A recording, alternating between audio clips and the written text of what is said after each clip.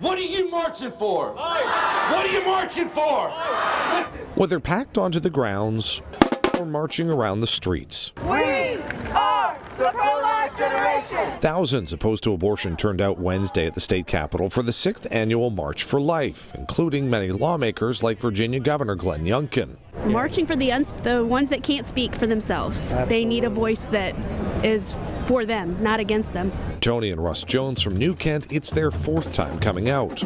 It's fantastic, yeah. Year over year, it's a great crowd, peaceful crowd, all here for one purpose, March for Life, and it means a lot. And it should be more. The march is the 2nd since the U.S. Supreme Court overturned Roe v. Wade, returning the issue of abortion to the states, and advocates are hoping Virginia follows the examples of some others and limits or bans them. Weeks are just arbitrary numbers, and as a Catholic, life begins at conception, but from my opinion, 3 weeks is just as bad as 15. Whatever we can do to get closer to conception is ideal. However, efforts on that front have already been quashed this session, as both chambers are controlled by Democrats after last year's election.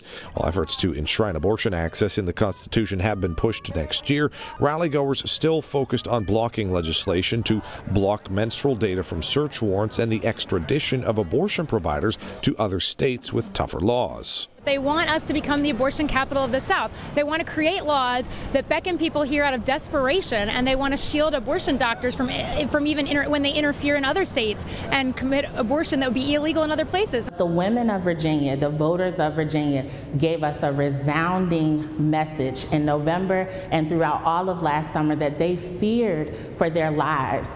However, Democrats are pushing back and say attempts to restrict access, even in cases of rape or fetal complications, puts lives of women at risk. Saying that the governor and whoever should have access to their period data, I think is just absolutely extreme. And what we see happening around the country, we're fighting against here in Virginia. Marchers now looking to Governor Youngkin to veto abortion-related legislation, who was non-committal about what he would do.